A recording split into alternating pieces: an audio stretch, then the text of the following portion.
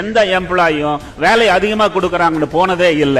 எல்லா எம்ப்ளாயும் எனக்கு சம்பளம் குறைவா கொடுக்கறான்னு தான் போறான். அவங்கிட்ட டபுள் வேலையை வாங்கி டபுள் சம்பளத்தை கொடுத்து பாருங்க, அவன் உங்களுக்கு தேங்க்யூன்னு சொல்லுவான். எவ்வளவு ஆள் வேணுமோ அதை விட கொஞ்சம் எக்ஸ்ட்ரா ஆள் வச்சுக்கணும். இது யாருமே பண்றது இல்ல. எல்லா ஆளையும் பிஸியா வச்சுக்கணும். முடிஞ்சு போச்சு. 25% growth. சம்பளமே வாங்கினாலும் செலவு பண்ணா மிச்சம் பண்றதுதான் என் புத்திசாலித்தனம். ப்ராஃபிட் வந்ததுன்னா 25 வருஷம் சம்பளத்தை எடுக்காதனால தான் இந்த $1 பில்லியன் வேல்யூ வந்தது. நானும் எடுக்கல, என் மிஸ்ஸஸ் எடுக்கலாம், என் குழந்தைகளும் எடுக்கல. சார் எப்படி சார் சாப்பிட்டீங்கன்னு கேக்குறீங்களா? சாப்பிட்றதுக்கு மனுஷனுக்கு எவ்வளவு வேணும்? அந்த BMW வாங்குறதுக்கு அந்த வில்லா வாங்குறதுக்கு தான் ஐயா காசு வேணும். நான் வீடே வாங்காம நான் பொழைச்சிருக்கிறேன்.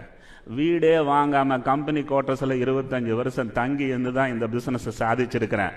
இந்த பிசினஸ் ஈஸி கிடையாது, இந்த ப்ராஃபிட் ஈஸி கிடையாது, இந்த growth ஈஸி கிடையாது. Completely dedicated.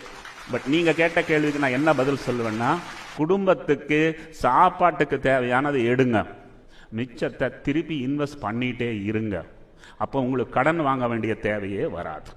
அப்படியே கடன் வாங்கினாலும் உங்களுக்கு ப்ராஃபிட் 1 கோடி வருஷத்துக்கு வருதுன்னா நீங்க 10 கோடி கடன் வாங்கலாம். ஏன்னா அந்த 10 கோடிக்கு 1 கோடி வட்டி கட்டணும் இல்லை, வட்டிக்காவது பணம் இல்லைன்னா நாளைக்கு குட்டிச்சவர் ஆயிருவீங்க. So that's my input. அடுத்தது சார்,